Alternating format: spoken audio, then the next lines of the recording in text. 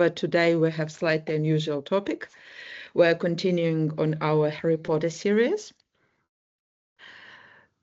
We were running Harry Potter and the Insider Threat topics last year, in December last year, and we explored a few case studies, and we decided to continue exploring them because with John Rowling books, there is so much we can share. Also, we had such good feedback and indeed buy-in to that workshop last year. We thought we would do it again because it's a great way to learn, but also just to reassure you, it's not a repeat, okay? This is all fresh. So we'll be recording the workshop. Before we start, just quick introductions. For those who don't know me, my name is Marina Steinberg. I'm director and co-founder of Pentagram Advisory. And Tim Slattery, the other director and co-founder. With today's topic, so if you're a fan of Harry Potter, if you're interested in human nature, if you're interested in psychology, but also complex realities of security risk management and protective security, this workshop is definitely for you. With each Harry Potter book and movie and story, there is a case study in, basically you can call it protective security failure.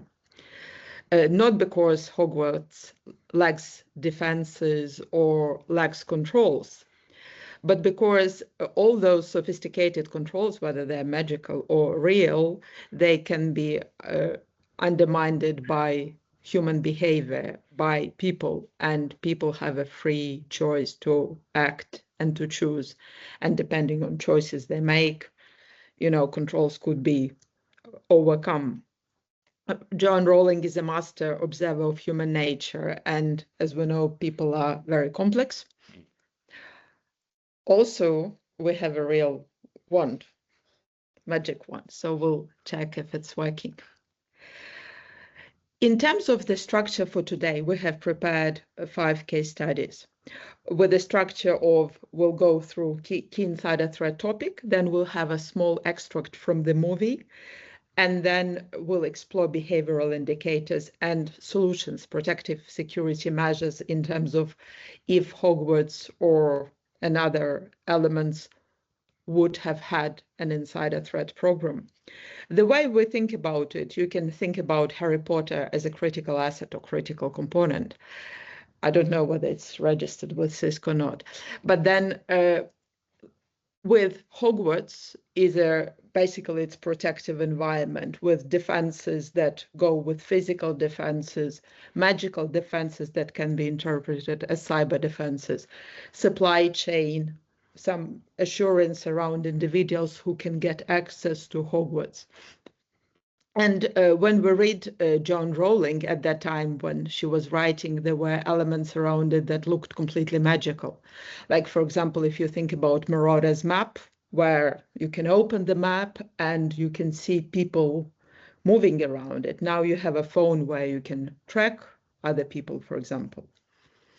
Or a diary of Voldemort, Tom Riddle, that Ginny Weasley was writing into, and it was responding, and it was an object that could think for itself. You can think about AI, and we will be bringing today examples of the current reality and current challenges in security. And that maps to one of the themes that we've been talking about for the last 3.5 to 4 years, how technology has absolutely empowered the individual, hence the insider threat, if you like, in a way that didn't exist even 10 years ago, but certainly 15 or 20. When she was writing this material, this was truly magic, but magic has arrived at our doorstep now.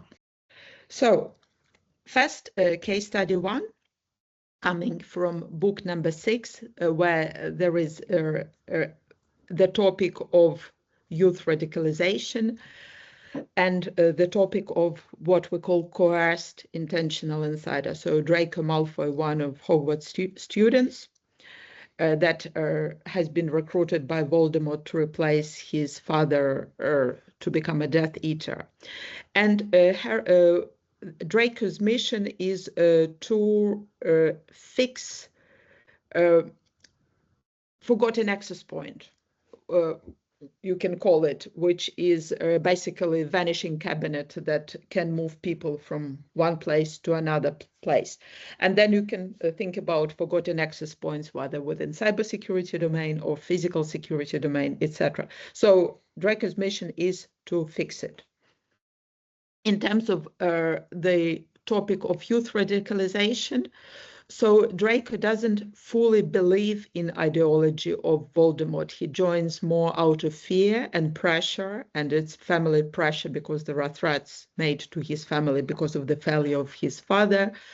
Draco's punished, intent is to punish Draco for the failure of family member.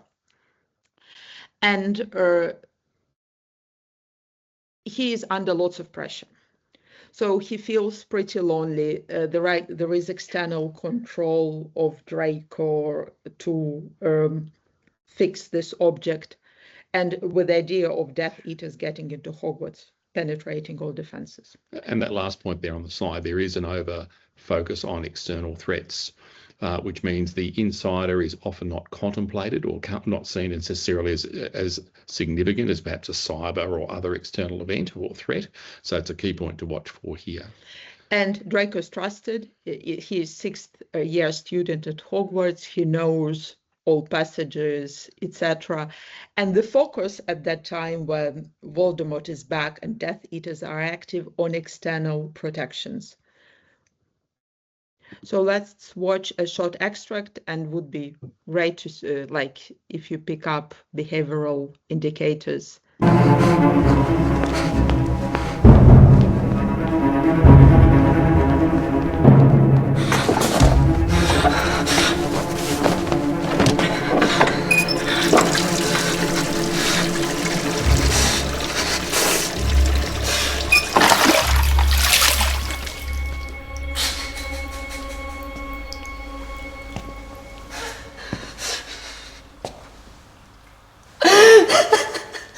I know what you did, Malfoy. You hexed her, didn't you? So that's the moment when Draco tries to fix it, and he is under enormous stress. And so the behavioural indicators here, in terms of insider threat, he is clearly under emotional distress. So if you see people in your workplace like that, that is a key indicator. He's also isolated and withdrawing from his peers. And if you think about Draco's evolution as a character through the book, he did have a group that he bonded with, but he became more and more withdrawn from them as this pressure through the book started to mount on him. He does show a degree of psychological isolation, and that you can see in the film in particular means increased vulnerability, and his decision making is put off by this as it goes ahead. He does evince secret and evasive behaviour. He's always been irritable and defensive, I suppose, but even more so as it gets later into the books. His unexplained absences are another marker. Again, in the workplace, if someone's disappearing without any explanation, no one knows where they are, that is a concerning behaviour. His focus is on repairing the cabinet itself.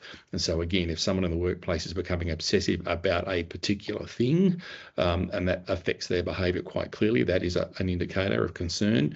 And also ultimately when other characters interact with him, we do see a degree of fear-based behaviour, which in this case suggests there's an external force that's driving him along. And probably to add, there is a clear change in his physical appearance. So he spends lots of time inside. He is pale. He doesn't sleep well, and I think with anxiety. So there are lots of signs just from physical observation of Draco in the movie and what others picked up, that there is something that's going wrong. So, and I think we've been in different workplaces where we saw sudden change in appearance of a person, or there is as I call it, a lack of usual and presence of unusual. There is something going on, and there is always a question: how can I raise it? What can I do with it? Does a person need help, or would I push the boundaries and interfere with something that is going personal in their lives? And that's one of the big challenges with mitigation of insider threat. So let's have a look at solutions around it. So if Hogwarts had an insider threat program, And of course, it's importance of behavioral monitoring and early intervention frameworks. So if you see signs of like coercion, distress, radicalization, psychological compromise in people, for example, it can be now with youth radicalization, lots of things happening online, whether it's radicalization or other way of impacting young people who are not psychologically mature and have a strong level of resilience, or whether it's foreign interference or organized crime. There are different ways now that young people and not young people, I think everyone can be impacted. The second point there, which is one that I'm really focused on, is the wellbeing and support mechanisms for the person. A successful insider threat program detects behaviour and allows for intervention before an insider threat act is committed. And if you think about that, then early intervention means that the event doesn't occur to harm the organisation and your colleagues, but also the person who might perpetrate the event actually doesn't do it. And so you've saved them from a problem as well. So it's a win-win if it's done appropriately. And of course, reporting is very important. It's if your reporting is set up properly, individuals in organization, they know how to raise concern about well-being or change in another person. They feel safe. They know what will happen next if you raise a concern, what's the process, and because often there is a fear, I don't know what will happen if I say something. So how to structure insider threat program or trusted workforce program, as we call it, where there is a sufficient amount of support of people who might be in trouble or experiencing difficulties and people around them. And of course, education and awareness. Do your people know how to spot those signs or what to do with those signs and why it is important to monitor for them?